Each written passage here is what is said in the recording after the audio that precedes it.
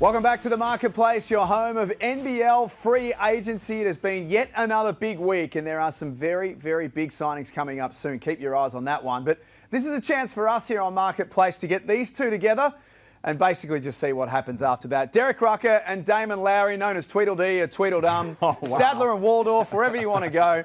Derek, firstly, good to see you. A little bit of goatee sort of work I see going on here too. Yeah, I got something happening here, and the Grays will be coming through soon. Damon, welcome back. They're already coming through. What you talking about? No, good to be back. Where have you been?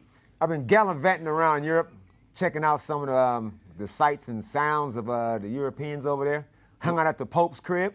Lucky you. Vatican City. So, no, good trip. I don't know if you noticed, Derek, but he coaches Australia as well. His shirt says so. Yeah, well, you just finished up a camp, right? Yeah, Kangaroos 3x3 camp. We got the World Cup coming up in Mongolia and, on the 23rd. So, put the girls to their paces and pick the team. It will get announced shortly. I can't let you know, but yeah, I'm looking forward to it. Well, I'm looking forward to this show today as well. Anytime with you two, all sorts of different things can happen. The aim of what we're going to do today is take a look at everything that's happened so far in free agency. You two have been to work.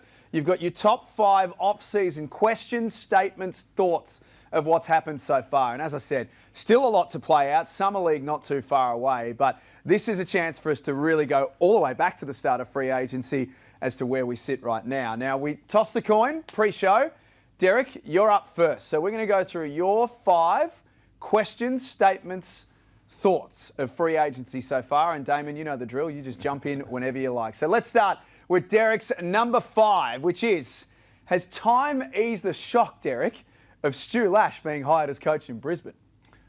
Wow. I don't think so. And the shock that it sent through the Australian basketball community, hell, the global basketball community, was quite profound. Everyone was really surprised that Brisbane went in this direction, given all the conversation and the noise they made about making a splash with this head coach signing.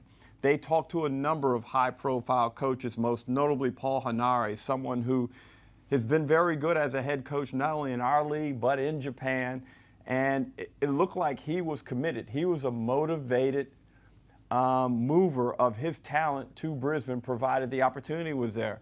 Brisbane flipped the switch on him and decided to hire from in-house, going with Stu Lash, someone who hasn't had a lot of coaching experience at the pro level in the past decade, if ever. Dame, I don't know how you feel about it, but it still has a visceral resonation with me that I haven't come to terms with, that they've decided to go in this direction. And on top of that, Jack, has this had impact on their inability to sign top-line free agents? I'm with you. It has not eased. The time has not eased this situation. Now, Brisbane in the past, the last time they went in-house, correct me if I'm wrong, Sam McKinnon, general manager, went to be the head coach. Now they're doing something in a similar vein, and this is no shot at Stu Lash. He could turn out to be the coach of the year. Who knows? Good luck to you. I think you'll need some luck. But to have a splash, that's not it. That's not what I would call a splash. And I feel like it's going to hurt recruiting, like you say.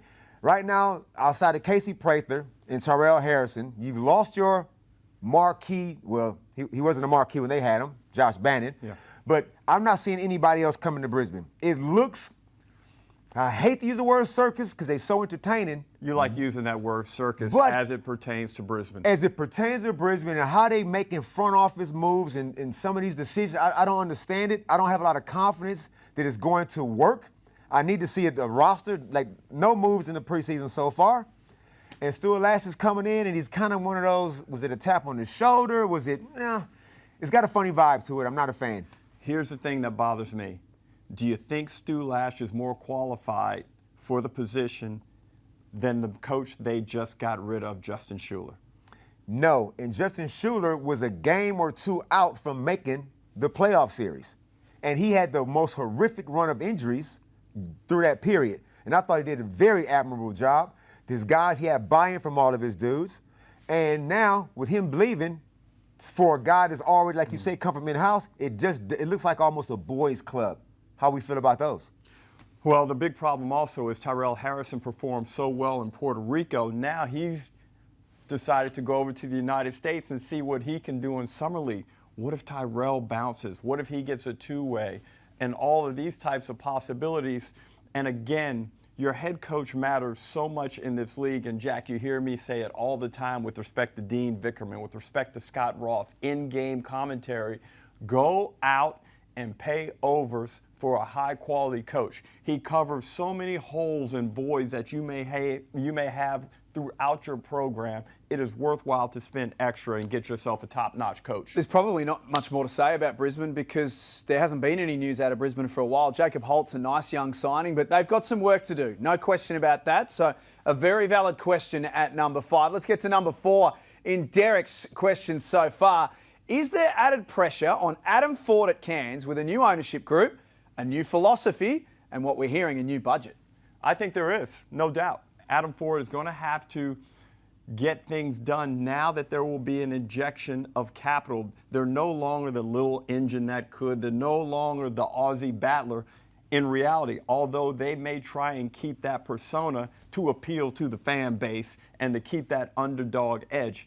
But the reality is new owners are going to come in there and be like, hey, yo, we are kicking out the cash. You know where we want to see our payback? In the wins column. Added pressure. Are we talking about the same Adam Ford that was coach of the year? Yes. Are we talking about the same Adam Ford, the barroom brawler, the Adam Ford that had 95% of his house packed up, and you call him back? Yes. He's not the one under pressure. He ain't the one. We all know Adam Ford's work. He's going to find some guys out of college. They're going to come in, Terran Armstrong type dudes. They're going to play like their lives depend on it. They know who Adam Ford is. The pressure is on the owners. Yes, you've come in. Now let's see your money do the talking. Go out, spend big, let 40 do the recruiting, and we'll see. Don't have short hands. Right. Well, they've already kind of stated their intent, which is to compete with the big boys. Now, they may not be able to get there in one season, given how late that this is all kind of transpiring. But if they're coming in there with that mindset, it gives Adam Ford great comfort, knowing that even in the community setup, in the model that they've had previously, he's probably been the number one recruiter of players given his dollar spend in the NBL. He is a guy that seemingly has worked the hardest to create relationships with prospective players. He is a guy that's gone out and found pretty serviceable imports. Their attitudes may not have always matched what he was looking for, but they were still talented and capable of performing well in the NBL. I think Adam Ford, out of all the coaches in the NBL, is probably in one of the best positions in the league. So, to be clear, you don't think he's under pressure, Adam In Ford? the way you just described everything you just said, that does not sound like a man that had the attributes of being a guy under pressure. I think his pressure comes from within. He is a guy who's ambitious and really wants to get things done, and I think that's the only way Adam Ford knows how to conduct himself as a head coach. Well said. To number 3, Derek's questions of free agency so far was Perth. Now, the Wildcats. Anytime we talk Wildcats, just leave your comments and we'll get to them. Was Perth going early on Christian Doolittle a wise move? Yes or no? Very wise move. Very wise move. It was a really good move going early. Oh. They signed him very early, Damon. Rarely do we see imports get signed within the first 2 weeks of free agency. Usually Australian teams wait and they want to sign the locals and get them stitched up. But Perth were wise here. They realized that this is a guy who is continuing to get better. You look at the back half of his season last year. You look at what he did in the finals. He was one of the top 5 players in the postseason. Now, that was playing with Bryce Cotton. So what you saying? Things may not be so easy this year. They got to go out and get themselves a dynamic guard that can lead, that can score, that can distribute the ball, that can get feet in the paint and open up the opportunity where Doolittle can play out of closeouts, he can play off of switches, he can do all of that type of stuff. Now, the one signing that may have hurt him was coupling that with Dylan Windler, because now it's tightened up their flexibility. But I still maintain, given Perth's resources, everything that we know is great about the Perth Wildcats, they'll work their way out of this. It was wise because you need stability. You need some continuity. Correct. This man has grown into this league. I had doubts when he first got here. You had more than just doubts. First 5 or 6 games of this man's career, I thought they might not have the right guy. Yeah. You were calling Didn't you have him on a plane at some Yeah, stage? yeah. I didn't have him. I had him looking at tickets. Yeah. Prices of tickets, but I didn't have him leaving. He has won me over. It's not a Christian Doolittle rule. I will always be patient from now on because of this man. Now, why? Because I said back then when Bryce was umming and on and nobody was, contracts talks were seen to be stalled, I said, do not let this man hold your club to ransom. Stitch up Dylan Windler and stitch up Christian Doolittle. You've got a rock solid import who's got a family, looks like he loves it in Perth. I mean, what's not to love about living there? So you can always build around cornerstones like that. Him and Dylan Windler, I thought it was perfect. Now, you say they need to get a guard, of course, but they need even more. Who's the 5? So as we go to record, and this is only in the last half an hour or so, at time of recording, Lockie Reed from Channel 10 in Perth, one of our men who's very, very good and very rarely wrong, reporting that the Wildcats are closing in on Yanni Wetzell.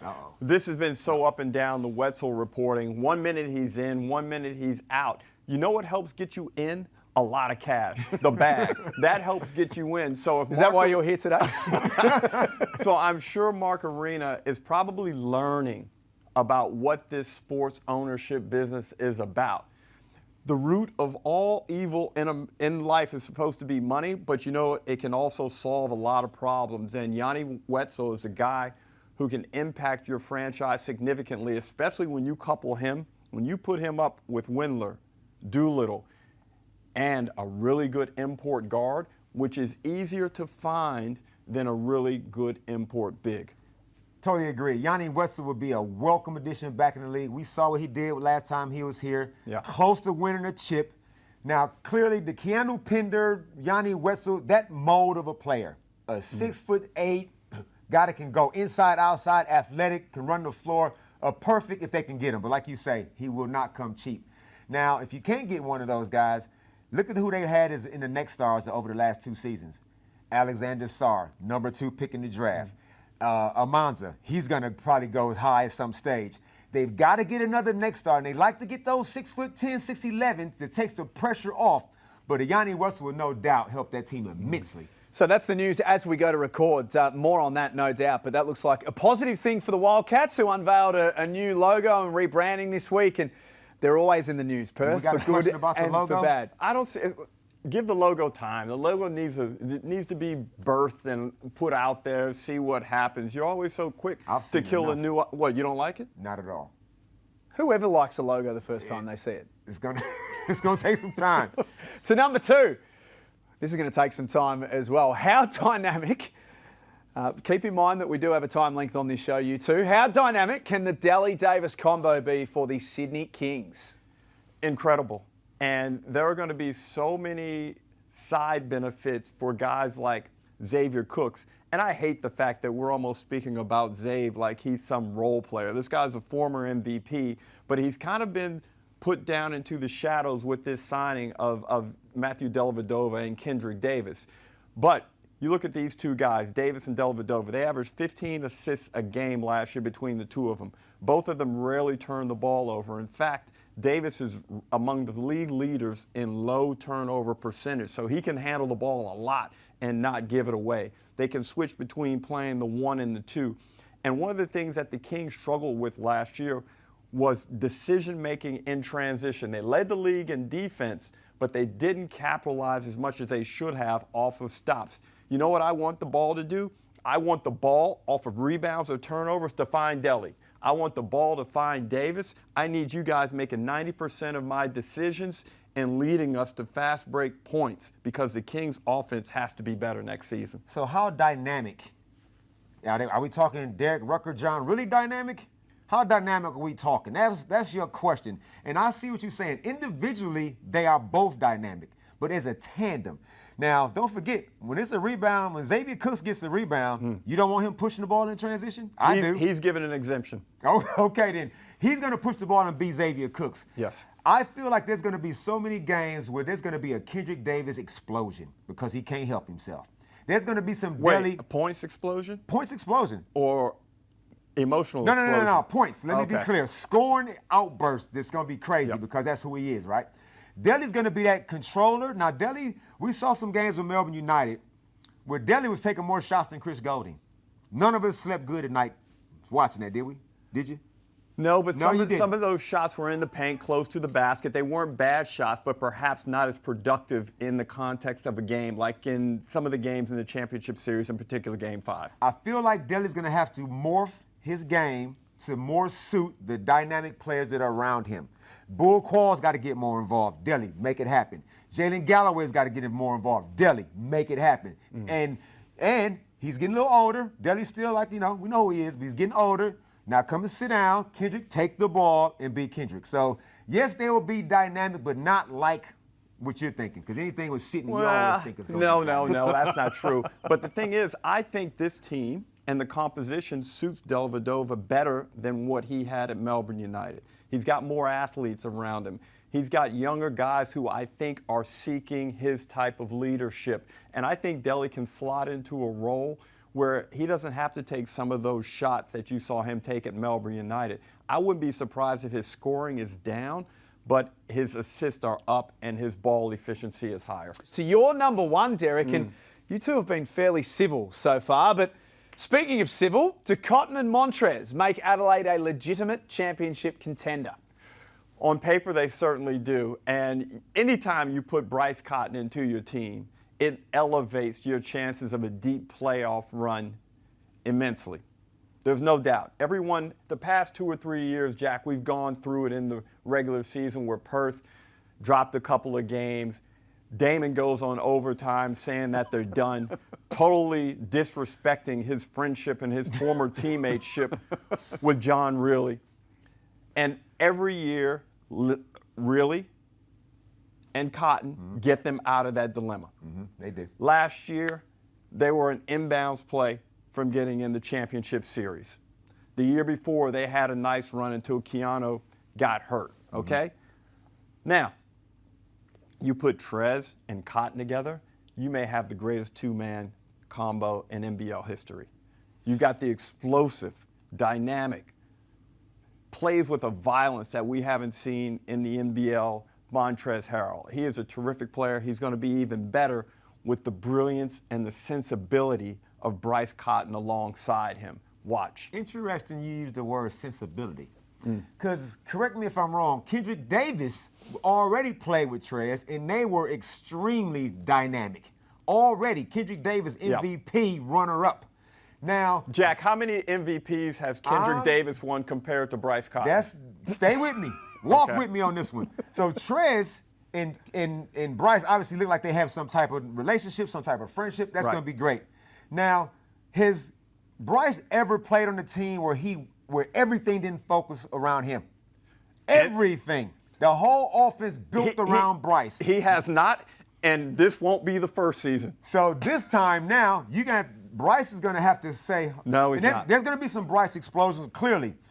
The question was, are they a championship contender? I say anything can happen, but I don't have this team built for a championship yet. I'm not sold on the defensive end. Yes. Now, DJ Vasiljevic is like plutonium when he gets hot. He's a flamethrower. Bryce and Trez. Are those three guys ever going to make an all-defensive team in NBL? No, and this is the point where I have doubts Uno as well. momento, let me continue. Go for it. Them three dudes right there, as offensively talented as they are, when it gets down to the Final Four, when defense has to rise to the occasion, I don't have that much trust. Not saying they can't, on their certain day, have a good defensive possession overall. Now, Isaac Humphries, what is going on there? Now, you don't have another big, and Ice can be emotional. He can be in and out of games sometimes. So you're saying those three guys alone can win a chip? I'm saying no, they're going to need more pieces. You've lost some stability in Sunday Detch. Lat Mayen, he's gone.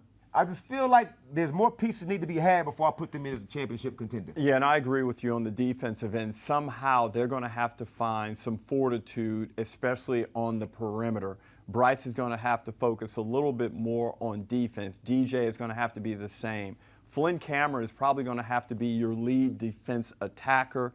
And whether he's capable of doing that over the course of a long season, he hasn't had to do it yet. Isaac White, Jack. He's But got that's to chip also in. not what Flynn Cameron went there for, is it? Probably not, but you know what? When they say they're bringing in Bryce Cotton, things change pretty damn quickly, and everybody else has to adjust, and that's life in Adelaide right now. Would you rather have him on your team or not have him on your team? No question. No question. Now, Flynn Cameron, I'm glad you brought him up. Now, the third guard who played maybe 15 to 18 minutes a game last Very year good with player. Melbourne, clearly a good player. Bryce averaged 39.58 seconds a game last season. Is Mike Wells going to play him the same? I would think 34 to 35 minutes a game by default is a good number for Bryce Cotton. So you're saying, okay, so that means Flynn is going to share minutes with DJ. Well, I would see Flynn playing a bit more of the 3. So I'd be going with Cotton, Flynn Cameron, and DJ. And all those roles can be somewhat meshed together depending on who you're playing. And then they have Isaac White. So they've got some options there in the backcourt. There's Derek's questions that you can see on screen. Leave your comments as well. We will get to them in our next edition when Derek and Damon get together. Damon, the ball is now in your hands. You've been screaming for the ball to be in your hands. You always say that you don't get enough touches. That's it. Let's Yeah. go. So here we go. Number 5 on Damon's questions, statements, concerns so far. What do we make of the new direction for the Breakers franchise? Do I go for? Oh, No. Oh, you Hey, okay? I'll let you go. I don't know. I thought we were going in direction like this. No. We're going. This is my 5. I go. Okay. I kick it off. All right. Is anybody home in Auckland? Have you heard any news coming out of New Zealand? I don't even know. There's a league that's about to start pretty soon. I don't know who your imports are. I know Taco Fall is under contract. Where is PJC? Has anybody heard from him or seen him? Who's the other import? Matt Mooney. Do we know what he's doing? We don't know what he's doing. Sam Meninga, Dane Pinot is gone. Can you even name their roster? Can you name 5 of those guys? Well, the next star, Karim Lopez, will be back. Good to have him back. Menenga. Menenga's back. Yep, there's 2. PJC, we believe, will be back. They're in negotiations, and I would find it astoundingly crazy if they didn't bring him back. We hope so. You know, if you only Roblo's got back, Bairstow's back. yeah. I mean, A look. lot of their bench is locked away. Okay, well, again, the direction, I think it's going this way at this stage. Here it is. It's only June. Don't want to panic yet, but they need to start making some moves. Oh, I think they're just holding steady at the moment. Obviously, they're going to go over to Las Vegas and check out the Summer League and try and find a couple of imports to pair with Parker Jackson Cartwright, who we hope and hear is going to return. Look, it was tough last year for New Zealand. They showed a lot of promise. But again, when you have a player of PJC's magnitude, I'm never going to rule the team out and what they're capable of doing, because in a league in which we're going to play next season, how many games, Jack? 32? A lot, yeah. If a player on his own can get you 4 to 5 games, you only need to come together as a team to get another 10 to 12 victories, and you're right there in the play-in situation. And the play-in situation has proved semi-fruitful for teams over the past 2 years since its inception. Don't doubt it, but we haven't seen the signature. You got your concerns there? New Zealand fans, leave your comments for Damon Lowery. To number 4 of Damon's questions so far, will the loss of Tassie's championship backcourt, D, be too much to recover from? The Jack Jumpers, the Ant Army. How do you lose? They just won the chip 2 seasons ago. Jordan Crawford put on one of the most blitzing, the most spectacular performances grand final history has ever seen. Yeah. Gone. Milton Doyle, I thought he was a rock in Tasmania. 3 years, championship, all NBL, gone. And where did he go to? He wanted to the rival? He wanted the shiny object. Fair enough. How come we just can't? So we're going to put everything on Shawnee Mack. Now, Shawnee Mack is clearly a great guard, great bag up, could start on a lot of teams. But to lose, have you ever seen a starting backcourt go that quickly after winning a chip? Well, I thought that they needed to make a change and that only one out of Doyle and Crawford could survive in NBL 26. I thought it was going to be Doyle, and when he signed with Melbourne United, I was really surprised. and I thought that Doyle would return to Tassie. He seemed like a good cultural fit.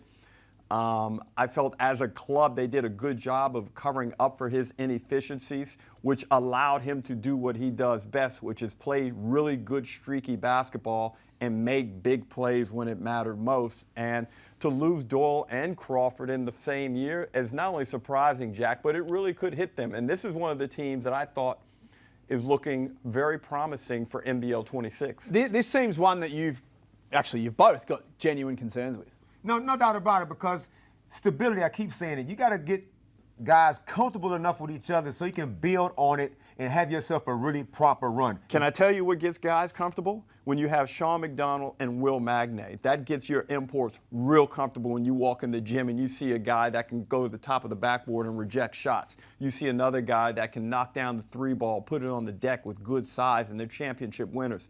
That alleviates a lot of those concerns for players joining that team. You know what else I see? What? Them same two guys in polo shirts on the bench because they hurt.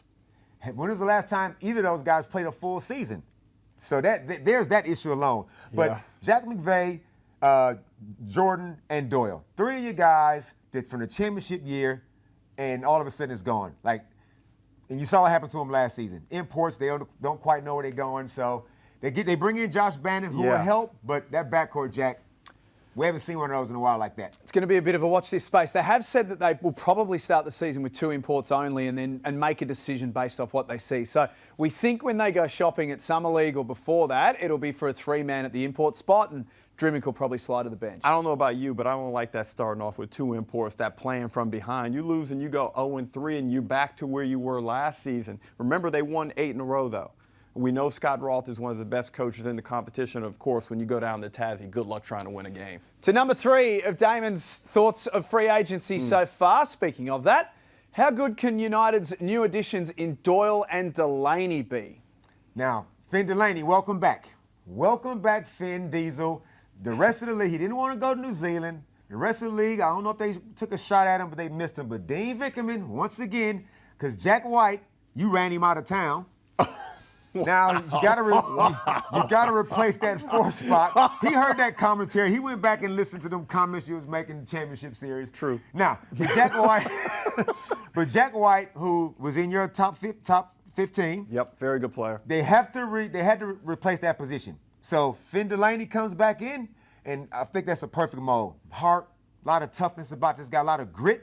That's a good signing. And obviously Milton Doyle. My concern is this. Do they get the Milton Doyle that beat them in the championship series?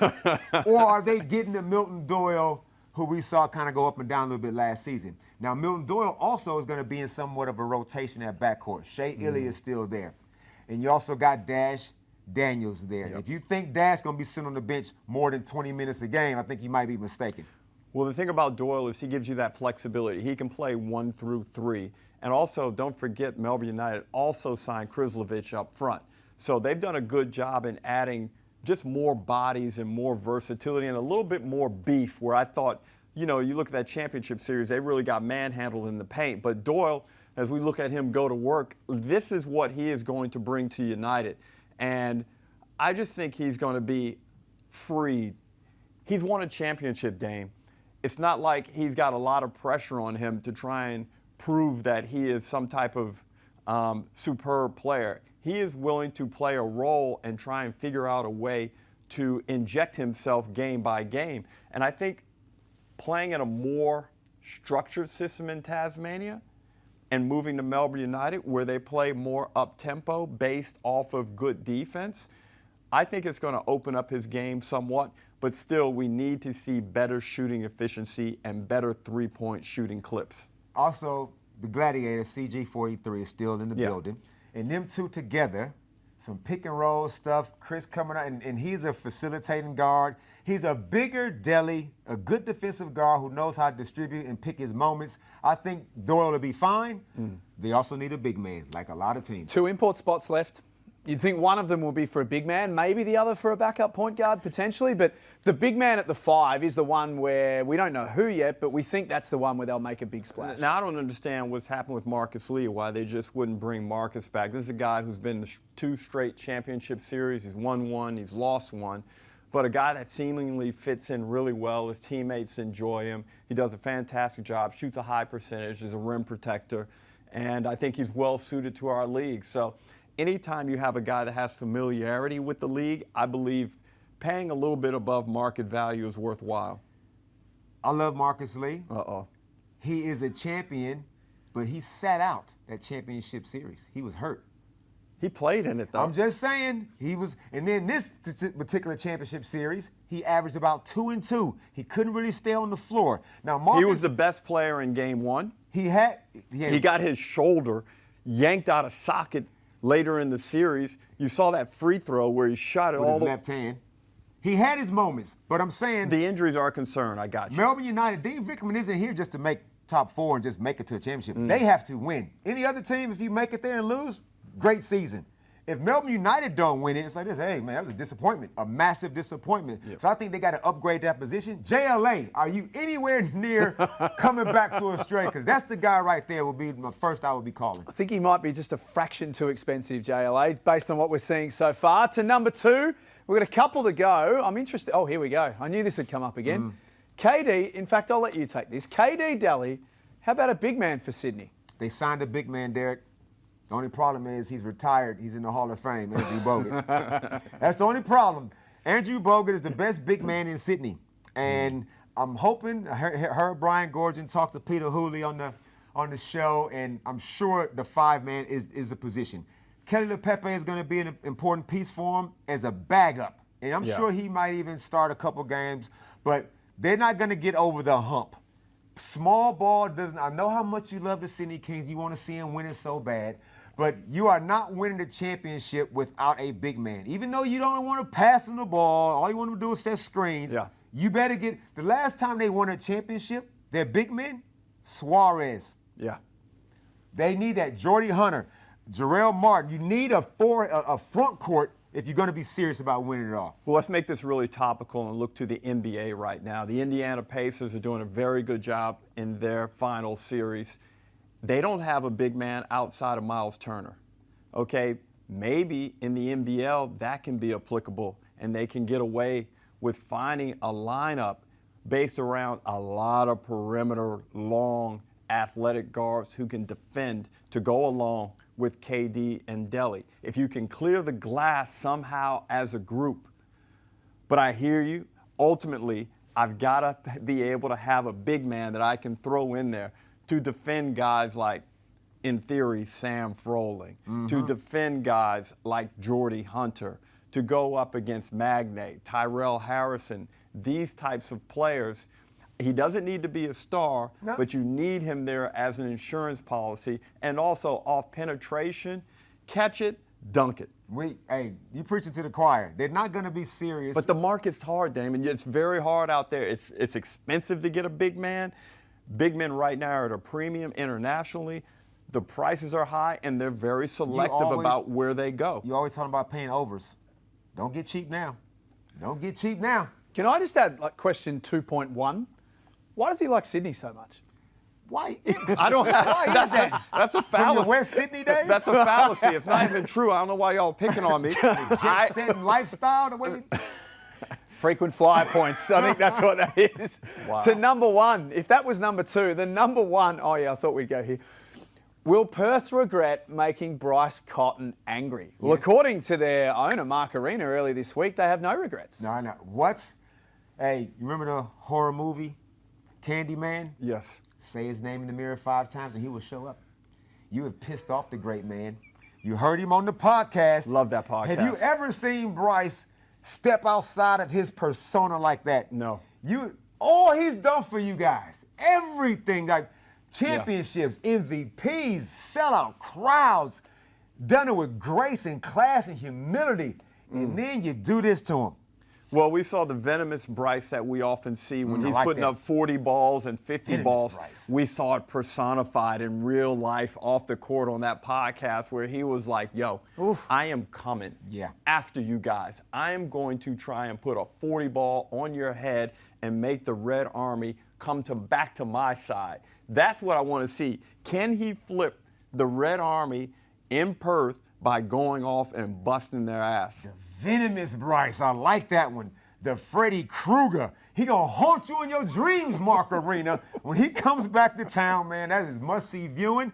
And everybody's gonna just step aside. Trey's gonna go to work, man. Everybody's gonna let him do his thing. DJ's gonna let him do his thing. They've really poked the bear. But you know what, though? I've been in that situation where I changed teams and I had to go back. It's not an easy thing to do emotionally. He could put up the sort of numbers. Like, this could be MVP number 6. You could almost give it to him now, potentially. If he stays fit and he stays motivated, this could be one of the all-time seasons, I think, for Bryce. As if losing him wasn't a fumble enough.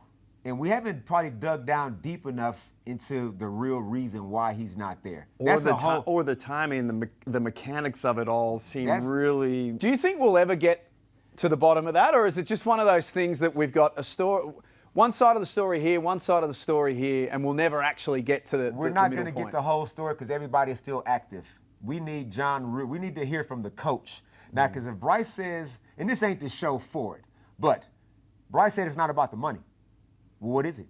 It's got to be about the coach. I'll just leave it at that. The third part of the triangle could be the disrespect. If there's any sense that Bryce felt he was disrespected, and that could pertain to anything. You know how great players are. All it takes is the slightest emotional feeling of disrespect or a slight, and that's going to cause a response out of proportion to what the perceived disrespect or slight may be. We could, at some point, maybe we will. We could do an hour on the whole Bryce Perth situation, couldn't we? And it's not going to go away because we're going to get the fixture very soon. They're going to play each other and we're going to mark those games down straight away. And then there's going to be the first time Bryce has a 40 or 50, whether it's against Perth or... This is going to be a story all season long, I think.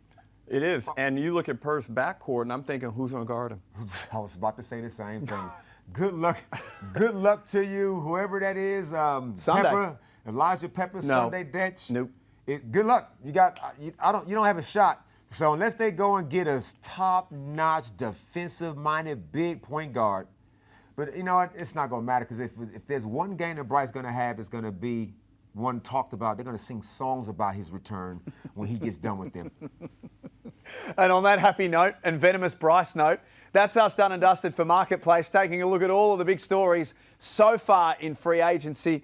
Nice work, you two. Are you headed abroad to Summer League, I hear, in the next couple of weeks? Yeah, it looks like it. Looks like I will be covering the NBA Summer League for NBL Media. Nice. It's going to be fun. It's going to be fun. Talking to all the Aussie prospects, a lot happening on that end. As they said in the movie The Hangover, Vegas has him. Until next time, great work, both of you two. We will catch you next time on the Marketplace. Don't forget to jump online for all of your latest free agency news at nbl.com.au.